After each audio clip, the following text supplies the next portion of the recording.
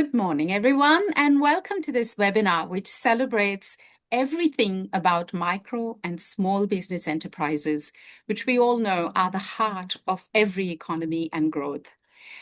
Before we go any further, let me acknowledge that I'm coming to you today from the lands of the Wurundjeri people of the Kulin Nation, and I take this opportunity to pay my respects to their elders, past, present, and emerging. As we know, small and micro businesses are the heart of Indigenous business enterprises as well. So I am so pleased to be able to showcase the fantastic work that two entrepreneurs, both women, are doing in this space. So before I go any further, let me hand over to Director Anna to kick off our webinar and introduce our fantastic participants for today. Thanks so much, Vanita. I'm really looking forward to our conversation today. And with us on our panel is Natasha Ace, who is the founder of Private Practice Alliance, and Amanda Thompson, who is the founder and director of Endurance Financial. Now, to get started, I'd love to hear from both of you a bit about yourself and your organizations. Natasha, I might start with you if that's okay. Yes, that's fine. So a little bit about me. I've been working in the strategy and entrepreneurship space for about 22-ish years. Started really young, and during that time, because I really niche in health.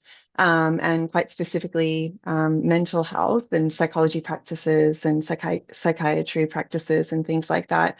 I have always felt like sitting at the table has been really, really difficult, and because I'm not a clinician myself. And so one of the things, though, that I've realized over time in my business creation and working with so many people, that the mental health space is predominantly female and women. And when you kind of step into that small business space of starting a private practice and scaling that and whatnot, a lot of women, we've been told that we don't need to worry about our numbers, or um, we haven't been taken seriously in this space. And so I have, feel like a lot of what I do is really just empowering women to feel more comfortable, really, of like, oh, I'm not a numbers person, or, oh, I just kind of let my accountant do that, or, and really kind of how do we empower women to sit comfortably with the numbers and money and conversations like that, and charging their worth and charging, what everyone else does for the specialty that they're offering, and really just trying to help them see that you don't have to have a head for numbers. You just have to really understand who you are and what you're wanting, and you just go from there. Perfect. There's lots of things that I'm looking forward to getting more information on you, particularly the fact that, women are expected to be able to set up these businesses and understand everything about it and have it run successfully. And we know that small businesses often don't go well. And it's, one of those things where suddenly you want to provide your service, but there are these challenges. So definitely looking forward to asking you more about that. But Amanda, I'll pass over to you to tell us a little bit about yourself and your organization. Yeah, so I've been a financial advisor for well over 20 years now, and 9 years ago I founded Endurance Financial mainly because I wanted to do things differently than I'd been told to do. For me, Tash and I we're just so similar in what we do and how we think, because I believe that I wanted a more human first approach to financial advice.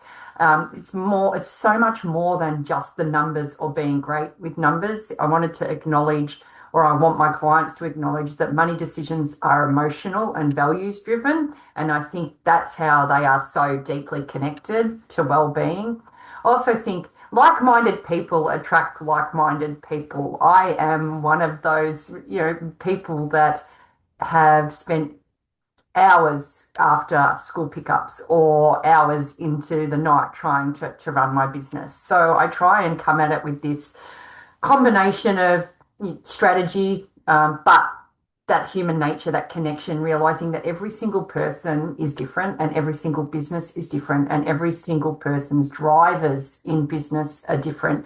And so I'd like to be that person that gives the ear to, you're not alone. you're not alone and we can do this. But often, as we said, one of the biggest stresses is money or not understanding what is required to make a financially successful business work. So that's me.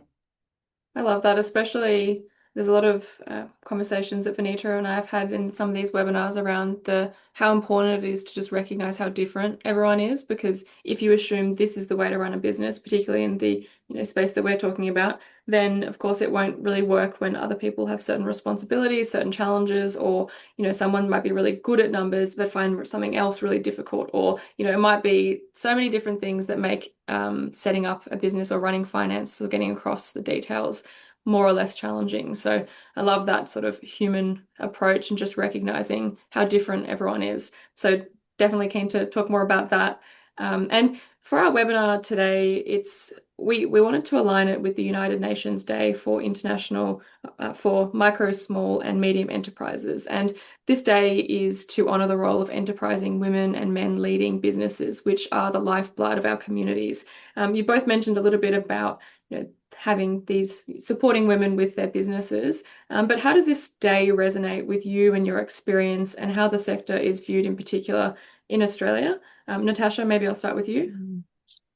It's interesting. I think that with small to medium-sized businesses, they struggle a lot and in so many ways. There are a lot of restrictions. There's a lot of inability to kind of move one way or another. And then you pile on, I don't know, it does feel overwhelming even sometimes thinking about the position that my clients are in terms of, some of them, having an underperforming employee and not really being able to do much with that and, not having the finances or the support, and they call Fair Work and Fair Work kind of gives a blasé answer or something really broad. And they're like, that doesn't help me understand. And I think there's been a lot of conversation around the budget changes and everything. And so I think that's been a massive impact even since we set up the conversation to have this interview and what that means for small businesses. And I would just, what does it mean for me? I want people to probably understand that you're not alone, and that there are really phenomenal people out there who can help guide and support, because owning a small business is really isolating. It feels very, very alone. You've got teams that you have connections with. You have the entire business sits on your shoulders, right? Their livelihoods, your livelihoods, all of that. And you have to be up to speed on all that.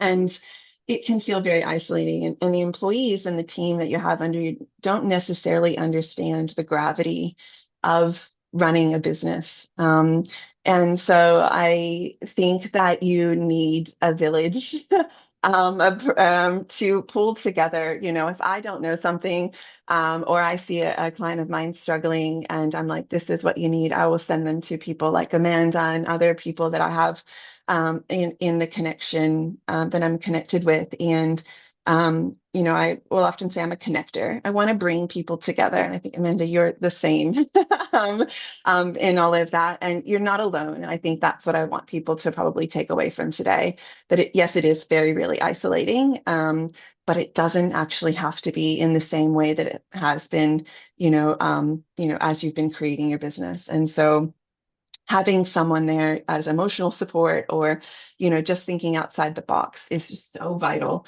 to help minimize that alone feeling. And so, yeah, if anyone kind of gets anything from today here, it's just sort of, yeah, you're not alone. I love that, especially there's, the more that people in sectors like this where there's overlaps, where there's, similar passions, there's such a good opportunity to share resources and support each other because, the odds of everything is there's always people who have experienced something similar where there's a lesson that can be translated. So I love the idea that it's not let's try and figure this out, on our own and there's no one who can help. It's this person can help, this person's a great resource, make sure you think about this person. And that probably ties in, Amanda, with what you mentioned in your introduction as well about not having that one size fits all approach. But please talk us through a little bit more about how you feel about the sector and some of your experience as well. Yeah, look, I actually believe that it's the heartbeat of Australia in particular, and we underestimate just how much burden small business in Australia carries. We forget they are people with families, they've got health challenges, they've got their own dreams, and as Natasha said, that they're communities and villages that do it. The thing about or what we miss about small businesses, they create the local jobs. They sponsor sporting clubs. They support the fundraisings. They mentor young staff. Especially in regional areas in Australia, they are often the glue holding those communities together by how much they give back to their communities. But, they are struggling and they can feel invisible. We celebrate entrepreneurship. You can see it everywhere. People are entrepreneurs, but I think that what we do is we mistakenly think that if you own a business, you must be thriving. When reality, what they're doing is navigating cash flow stress, got personal, health, yeah, health challenges or mental health and wellness challenges, shortages of staff, rising costs of superannuation, and this new budget is definitely not friendly to a small business. And I can talk a whole seminar on that. Don't get me started. But for me also, I think that women in particular, and I want to highlight women. We both work in a place where the majority of our clients are women, and they face additional layers of stress. Many of them are still caring for young children at home, and they're swapping businesses and nurturing and being the main carer at home. And the other big thing about women is they are their own worst enemy. They underestimate and undervalue themselves. I see so many amazing business women doing great things and giving great opportunities to others, and yet they're still questioning whether they're successful enough. So we put the biggest pressures on ourselves as women in business, and I feel that we more time, more things like what you're doing now need to be spent on small, medium business, because if we want stronger economies, we need healthier business owners, whether that's financially healthier or generally mental health healthier. That transitions really nicely to my next question around, and you mentioned the budget, which I think is a really important consideration, especially just given that's so recent and so top of mind. But I'd love to know in both of your opinions how well you feel Australia is currently faring in supporting the sector. So Amanda, you mentioned, if we want stronger economies, we need stronger business owners, and part of that is physical, financial, mental health. How do you think we're currently sitting? What does it currently look like in your opinion? So I think we've improved so much. If you think 10 years ago, we're showing our age now. 10 years ago, you would never have heard of business owners admitting to burnout or financial stress. Talking about these things were nearly taboo. So we're seeing more and more conversations, more and more, I suppose, networks getting together and being honest and being transparent. And as Natasha said, you know, saying you're not alone. I hear you. I feel the same thing. So I think that has changed so much, but I still think there's that gap between this awareness and practical support available to small businesses. Even from financial literacy, I wish that there was, and they do sometimes, some of the local governments will give free seminars or free education, but it's still not enough, especially when it comes to finance and the numbers behind businesses. How many, Natasha, you'd be able to answer this alongside me, and this is where we start to bounce off each other. How many people have been taught to manage that cash flow properly and pay themselves properly? We find so many people just take money from businesses instead of working through how do they actually survive themselves first financially, give themselves a salary. And I suppose we expect people to run these businesses without giving them the financial education to do it confidently. We hear the numbers touted across that in the first 5 years, so many businesses fall under. And 9 times out of 10, it's because of money. It's because of a lack of cash flow planning. So I think that we still, in Australia, we still push this hustle culture too much instead of saying, hey, let's take a step back and try and find that happy medium between education, looking after yourself. Yeah, I think we've still got a long way to go. I think talking about it's great, but we need to put some more energy into what practical tools can be given to small business. Natasha, Yeah. thoughts to add? Yeah, just so much onto that. Like, in that, I think not only systemically does the government, whether, federal or state or local, need to consider the lifeline of, families in Australia, in relation to small businesses. But I also think we are losing sight of connection.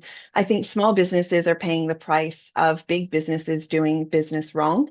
And so, you see so much happening of like overwork and underpaid, or you see all of these news articles happening where people who, are earning multi-millions of dollars a year, like restaurants, they've been like underpaying their staff and all of those types of things, right? So then, people see this information across the news, and, small businesses, then their employees are coming to them and they're doubting and questioning, which is brilliant. Like, I think you should always be able to understand and have a conversation with this.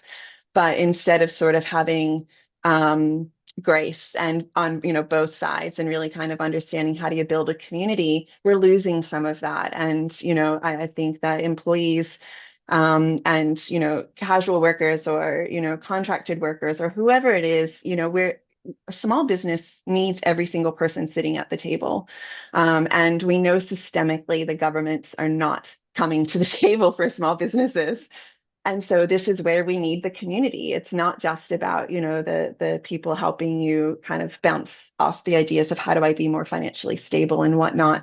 But there's a recognition that, small businesses do mean that you need to have some flexibility in the job role. That casuals, should show up for their shifts. That when they're not, the business owner is, having to change their own plans to show up and, do all of this. And so they're taking on the burden of other people's decisions because it's not their business, right? And so I'd like to be able to see even just more of us kind of like banding together and kind of saying, okay, I recognize this is your small business. And I know I'm never going to be able to understand that because I'm an employee, or, whatever that's going to look like. But how can I show up for you in a way that's going to allow for what I need, which is a job, right? And what you need, which is just a little bit of relief support for manning the cash register or manning the desk or whatever that's going to be. And so I'd really love for some just more of that that recognition that in small businesses, sometimes it's not convenient. It's not always meant to kind of be easy for absolutely every single person. And like Amanda said, they take on a lot of those responsibilities. But societally, small businesses have been told you have to hustle and you have to do this in order to make it work. And so much of that is true.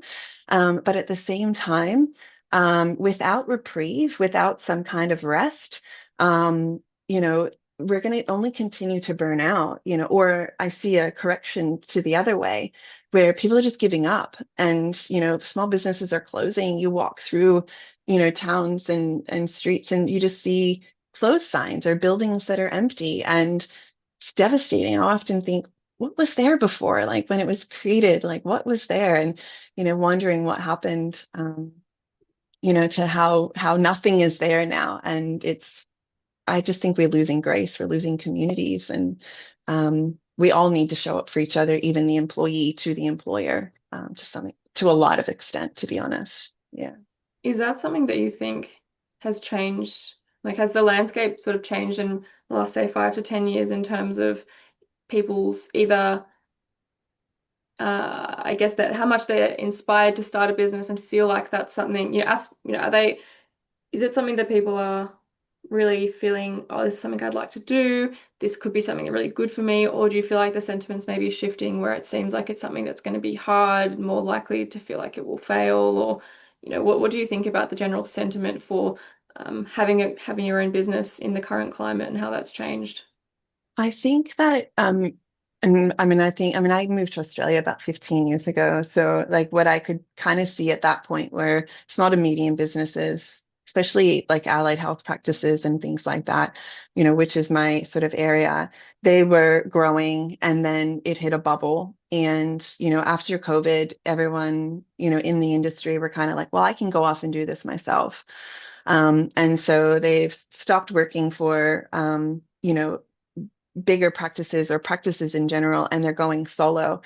And like there's a huge element of everybody, if you want to work for yourself, you should, right? Like I don't think there should be any kind of, restrictions on any of that. But what I do think is being missed in that idea of working for yourself and that isolation is there's something to be said when you come in and you're working together and you've got someone next door to you and you can bounce ideas off of each other, and there's a protection of governance. If you're not quite sure about this change in regulation, then you can talk to someone else about it. And there is a community of practice that is being missed and overlooked as valuable, as people boil it down to simply, I can, turn on my computer and, start working with people by myself. I don't need to be paying overheads or anything like that. And really kind of losing that connection. So I think, especially in the health field, in the private practice specifically, there's a rise in solo clinicians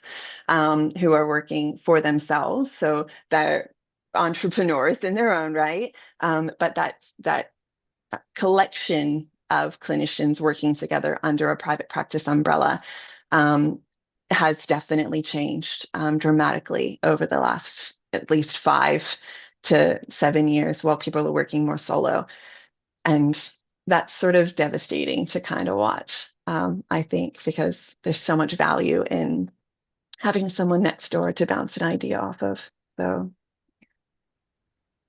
And what do you think, Amanda, in terms of what's changed? What have you seen on your side?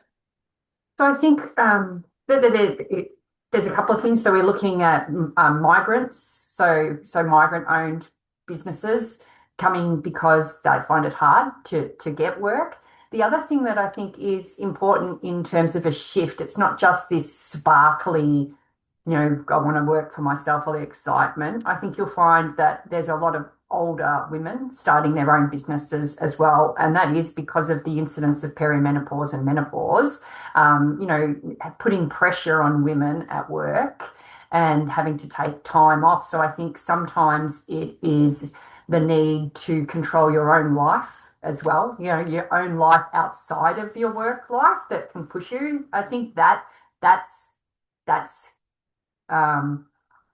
where we see a lot of rise in this as well, not just post-COVID. So I think that it's becoming more.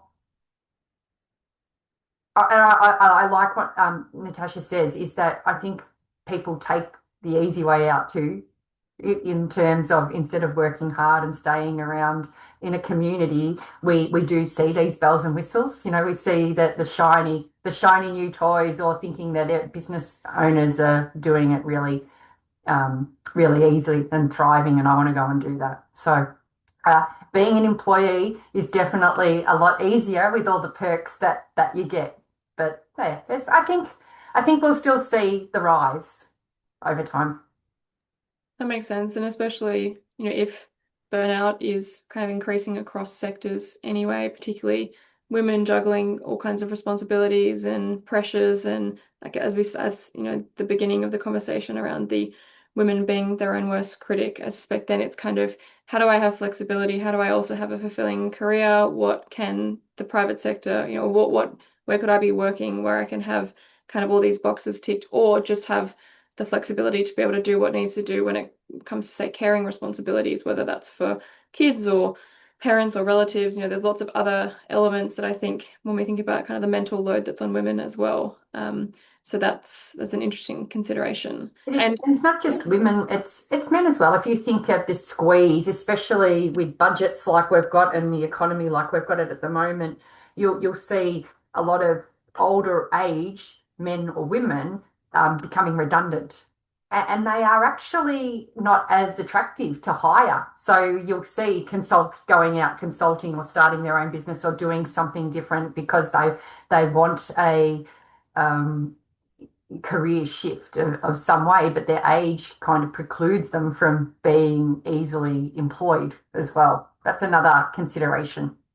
it's a really good point. Those kind of systemic challenges that aren't just necessarily what people are choosing to do to Mm. seek flexibility, but in fact, they were happy to have the job they had, and then the job no longer exists.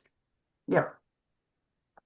Yeah, I was going to say to that, it's, look at the Gen X, you mentioned perimenopause in there, and you look at the Gen X, and elder millennials kind of coming in there in that sandwich generation. So you mentioned they're, still taking care of their kids, but they're also taking care of their like elderly parents Yeah. and, the realities of their parents aging and that additional pressure of, oh my gosh, how am I going to pay for whatever they need to, for their aged care or what their medical bills as, expenses around, even medical expenses are growing.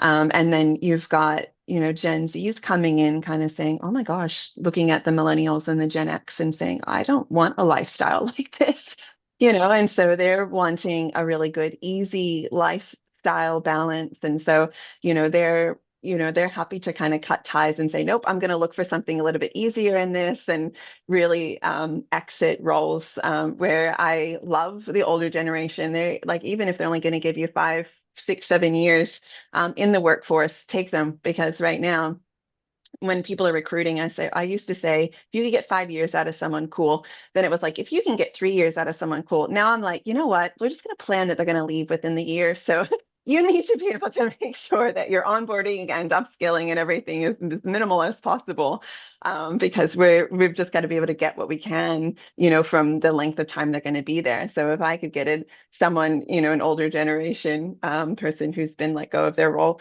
bring them in, like give them to me because I'm like, I'll take 5 years from them, and I'll, there's all those little things with like tech and AI and stuff, but at the end of the day, to be quite fair, it really boils down to the person in terms of flexibility and learning and understanding. And if you build a really good, solid foundation and you have time to be able to do that and money, right? Like the space to be able to make sure that you have time for that.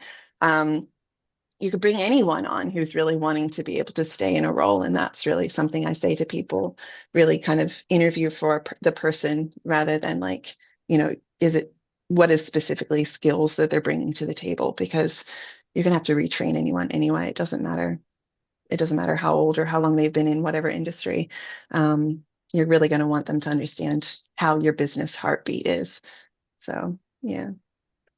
That's interesting. I feel like part of that is kind of not just assuming, I guess you have to be aware of how everything's changing over time and, recognize that even if 10 years ago, maybe, yeah, like you said, you'd aim to hire someone, keep them for 3 years, 5 years, whatever it might be, was the standard. And then it just changes based on expectation. And there's been so many things that have exacerbated change, maybe more than we expected. And you mentioned technology as well as a lot of things that I think mean you can't assume this is the one size fits all approach. And people who don't fit are not worth having in your business. Maybe it's worth, yeah, having someone for the 12 months and they can still contribute. But it's lots to consider and be adaptable to and have that resilience as well. And I'd love to know what you both think are some practical solutions that could make could make the biggest impact in improving health and well-being and even resilience across the sector. What do you think? Um, Yeah. who wants to go first? Yeah, I was going to say, do you want to go first? Yes, yeah. I feel strongly about this question.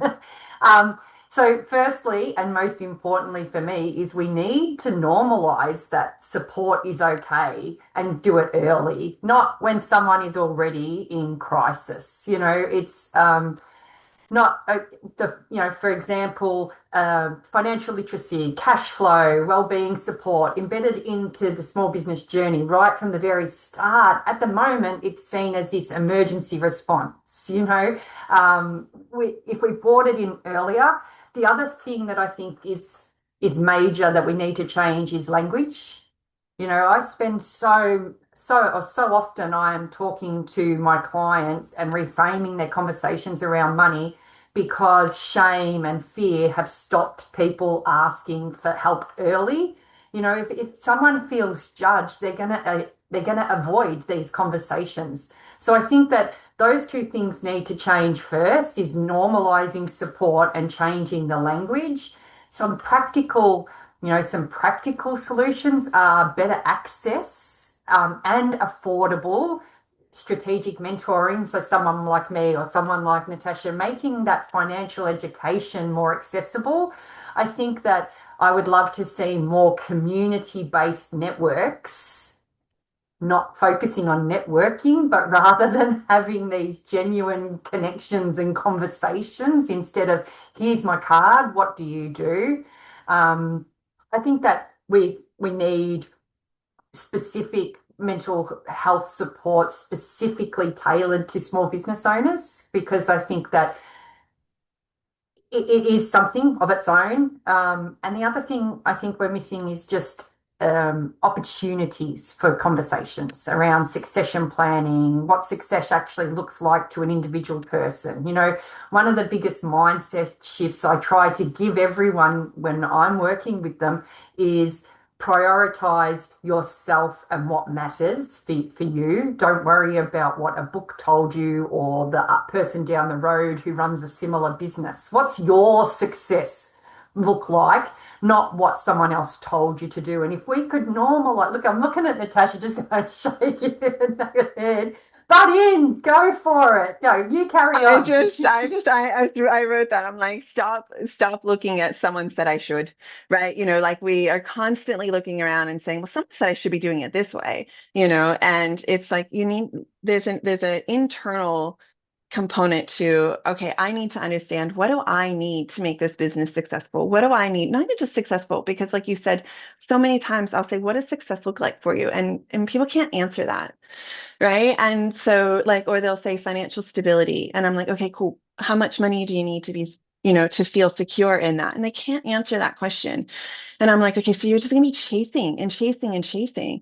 And being an entrepreneur is already about chasing. It is an endless loop of things, right? You're chasing understanding legislation. You're chasing, driving in new referrals. You're chasing in, recruitment. You're always constantly chasing. So like one of the things I see people kind of doing too is going into these Facebook groups and trying to have a community or asking questions because they're not necessarily putting a value on, like reaching out and paying for a service like ours or whatever. And so they're trying to, and I understand this, small businesses don't have a lot of money to be able to pay, for the type of, experience and things that we kind of bring to the table. But most of the time, there's usually some kind of conversations that can be had because we're small businesses too, trying to help small businesses. But they're getting this advice in these, forums. And sometimes I see the advice and I'm like, oh my gosh, if you just stayed off social media, you would be so much better for yourself. If you just went and Googled the legislation and you understood the interpretation of it, and then you went to someone and said, hey, what do you think about this interpretation of the legislation? Rather than a bunch of strangers. And now's the perfect example, Natasha. You get on social media and everyone is going on and on and on about this new budget. Yeah, and it's nearly fear tactics. And I keep saying to my clients, don't look. They're proposed too. You could be spending so much time stressing about something that isn't going to get passed. It's actually not going to change. Yeah. So yes, know that you need to keep an eye on things, but stop this fear mongering as well. Yeah. And I'm sick of you've got me started now. I'm sick of everyone on social media saying how to run a 6-figure business or a 7-figure business. And it's just like, well, hang on. Is that turnover? Is that profit? Is that in your pocket? So this Yeah. culture of coaching, business coaches. Yes. You know, Yeah. just because you own a business or you've run a business doesn't mean you can tell someone else how to do everything. So I Yeah. think that there, as I said, it's fear mongering, but it's also still selling, isn't it? We're going to Yeah, sell it's you exhausting. dream. Yeah. Yeah, it's exhausting. And coming back to that, where you're looking at your competitors, right? And so you're like, my competitors are, doing six figures or whatever, that kind of terminology. Yeah, like you see that everywhere. Instead of kind of saying, well, do I even need to be doing six figures? Like, is that something I actually need to be doing? No, I'm running, a very small thing. I might be solo or I might have a few team members. And yeah, so what are the numbers that I need in order to be successful? How do I always say, I'm like, you need to just go for ease, right? Like what is the ease? Like what are you actually needing to be able to do to be able to achieve profit? And sometimes profit is really just running at a break even because you're hopefully paying yourself. And you've got this little bit of a nest egg maybe kind of coming in there, and whatnot. But also too, I go back to that idea of what other people like. I think entrepreneurs' mental health would be a lot better if other people understood what it was like to be an entrepreneur, and understood that they could never understand it, right? Because they choose not to kind of go down that path of running a team or running a larger business. And so just having some grace in that understanding, because when there's no grace given to the entrepreneur or the business owner, it's exhausting. It's exhausting to have all those demands going into the office. And, yeah, mental health would be a lot better, I think, if we had more grace. I don't know. I think that might be just the theme for me in that. It's just that I was like, I don't understand because I'm not in that position. This is your business. Can you maybe explain or let me trust you in, this is your business and going down that. So yeah, stop that idea if someone said I should. Um, Stop the social media following, bad advice, and understanding, what is good advice versus bad advice. But also to stop looking at your competitors, just really kind of focus on what you're doing, really understand, what you need to make your business tick. And yeah, get the right people around you. That's the right employees and the right, I'm not saying echo chamber, because Amanda, you and I will do a lot of interviews, and like we have the same, everything's the same, and sometimes just even the slightest tweak of how we think about things, and it just kind of brings that. Like I remember having a conversation once where I was like, I love a budget, and you were like, I love a spending plan. I'm like, yes, it's that small tweak and stuff, right? It's like, yes, language does matter. And so having other people introduce a different way of looking at something, that's beautiful. I think yeah, that keeps the heartbeat going, doesn't it? It does. And I think that uh, exactly what we're doing right now is having conversations. We're normalizing things. Yeah. It's this. You and I have never been afraid to say, "Oh, isn't it been tough today? Oh, this happened." Yeah. Like I've had my roof and I've done this and I've done this. So yeah, but you imagine having bigger communities of these type of conversations. 100%. Yeah. We've taken over, and sorry. I know.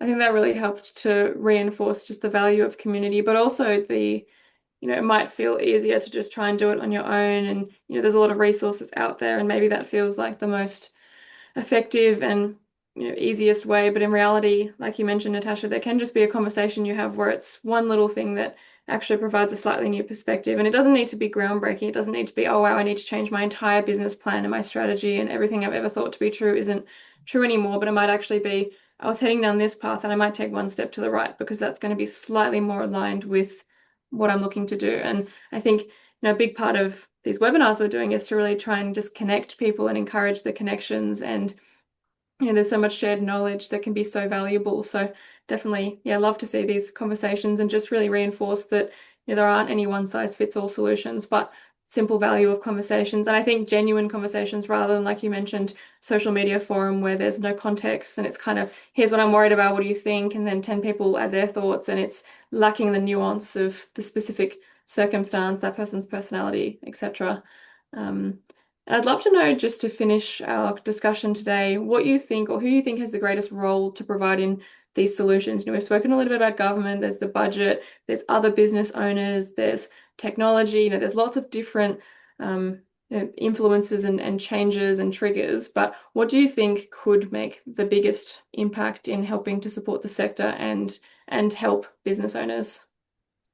I think, yeah, I think it has to be a shared responsibility, doesn't it? So I don't think there's there's no one size fits all for everyone. I mean, governments, we've spoken about it, governments play a very important role in terms of policy, in terms of accessibility of support and the funding pathways. But I think probably, in my opinion, it's the industry groups, the business councils, is giving these forums for the conversations that we're having today, giving the forums for open conversations that can, they have this choice, don't they, in terms of if they are having seminars or they're running workshops, they can either choose to reinforce what we're calling that unhealthy hustle culture, or they can champion that sustainable leadership and the well-being, people who are willing to speak honestly. So I think that, again, as much as we're saying don't look at social media, I think that when respected business leaders start to talk openly about their own burnout, cash flow stress, mental health, rebuilding again and again and again after that, it's one of the things I love about listening to someone like Richard Branson is he'll actually say he failed this and he learnt this and I failed, but I did again. If more and more people spoke openly, honestly, transparently, authentically, like all of these words, I think that's true leadership. And I think that's where those networking groups or the opportunity for, so even local councils getting together, proper conversational groups within their local communities of small business owners and giving them relevant opportunities to talk, I think would see the entrepreneur space be a lot more healthy in terms of where they sit in their own mindsets. Yeah, I think there's a huge amount of gatekeeping, whether it be knowledge or money or resources, that really frustrates me. That I think we kind of need to recognize when gatekeeping is happening. But I do think that the federal government needs to step in. And I mean, I don't know, I don't think they need to kind of really be considering absolutely every small business in whatever. They need to be going to the states, and the states need to be working more locally. Because I do think, like you've said, everyone, like different areas need different things. You go up and, in some of the more regional areas of Australia, they don't even have, councils to pull together networking meetings and whatnot. And so a simple connection with, a city-based, or a more less regional council to be able to say, well, let's pull our resources together. And so I think it is that collaboration that kind of comes into what that looks like. But I do think the federal government, I think we as individuals, we need to understand what the government is doing, in terms of waiving different taxes and different regulations, and how the bigger businesses do get a lot of tax concessions. Victoria has the most amount of tax, in all of the states, and it is really difficult for small businesses in Victoria for a variety of reasons. But really, kind of, we as individuals can be rallying to speak to our local members of parliament to say, here is something that we need to be doing. This is what we need to be thinking about. And if you're going to your local coffee shop and you're supporting that local coffee shop by buying coffee, the next thing you could do is help sign a petition or go to your member of parliament and say, I love my coffee shop. I want to be able to make sure that they're still here. I love this bakery. I want to make sure they're still here. And holding government accountable for, the bigger tax bills that they're imposing or not imposing on larger organizations who can afford it. Jeff Bezos just came out last weekend or something, and he was like, yeah, why is a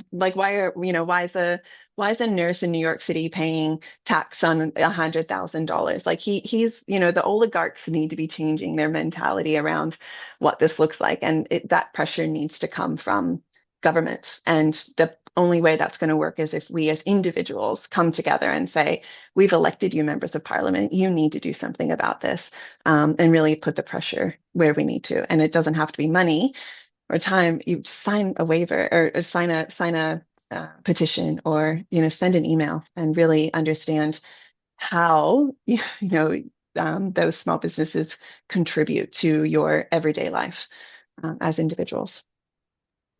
Absolutely. So there's different things that each of us can do. And I think that is it's good to highlight both the opportunity for individuals, but also the broader impact of something like tax and regulation, and the opportunity that certain people could have to actually make an impact and make things easier, and just recognize how important, like we started off this conversation today, how critical these businesses are to the economy, to families, to individuals. They play a really essential role, and we don't want people thinking it's too hard, I couldn't possibly go down that path, if that's something that they could really do well at and would love to do. I think that's the other thing, is not everyone wants to be a business owner, but of those who do, it should be an opportunity that they can access and be supported in, and it shouldn't fail just because they weren't the available resources or community or support to really help them thrive. So I think you've both highlighted some really great points, both on how how business owners are so important, but also the value of connection and community, and some genuine connections as well, to really help provide those perspectives. So thank you both for your time today. I'll hand back to Vanita to conclude our session, but yeah, really, really great perspectives shared from both of you. And I love that kind of back and forth as well, since you both obviously work so well together. That's great. Thank you, Anna. And Natasha and Amanda, I can't thank you enough for making the time to highlight an area that Anna and myself have talked about many times, but you have woven it together so well in terms of the importance of, one, recognizing the role of small businesses in our economy. As we know, they are the engine of growth. But I love your words that it's not just an engine of growth, they are actually the heart of the economy, and that they have benefits not just for the economy, but for society, for connectedness, giving people meaningful employment, and the need to be able to support them better. I think that respect that is given to small businesses is sometimes missing, and the focus tends to be on the larger businesses who have financial success, but maybe not as good as connecting at a social, emotional level. I also love, Amanda, the fact that you talked about the fact that money is not just about a transaction or an economic unit, it's actually about emotions. My PhD was about money is for caring. So it really resonates very strongly with not just what I like to do research in, but also my experience wearing the hat of someone who's looked at psychology, private practice in particular. We know predominantly women-run small businesses working solo. And as someone who's currently studying the psychology discipline myself, there's not a single piece that I have been taught in terms of managing a business.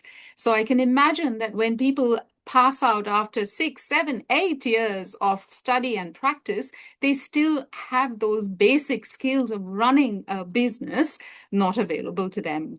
I also love the fact that you've picked up that running a small business is something that, from a migrant's point of view, is very often the only employment opportunity that's open to them when they first come in. And they have these skills that they bring with them from their home countries, but then translating that into an Australian environment where there is a very heavy regulatory and administrative burden, just like you've mentioned, is something that's so important and very dear to my heart. I also love the really practical ideas that you have put forward, and I will definitely make sure that this is something we highlight for businesses. Don't compare yourself. I love the fact that you've talked about the insidious ideas that social media can sometimes really make sure that people get caught in a trap. The algorithms guide them more and more into the areas, and this can have a really bad impact, not just on their business, but also on their mental health, that information overload. So I absolutely love the fact that you've highlighted that. the work that you both do is in the heart of what you're saying. So you're practicing what you're preaching. You're running small businesses, yet you are making the time to connect with others, mentor them, give them opportunities to recognize that the business is not just an economic decision, a social and emotional one. So I'm really hoping that the efforts that Anna and myself put in to showcase the work that people like yourselves do will have an impact, and that we will be able to help particularly women who are running small businesses in mental health, which is such an important discipline. So thank you so much for your time and effort. I really appreciate your time today. Thank you. Thank you so much, both of you.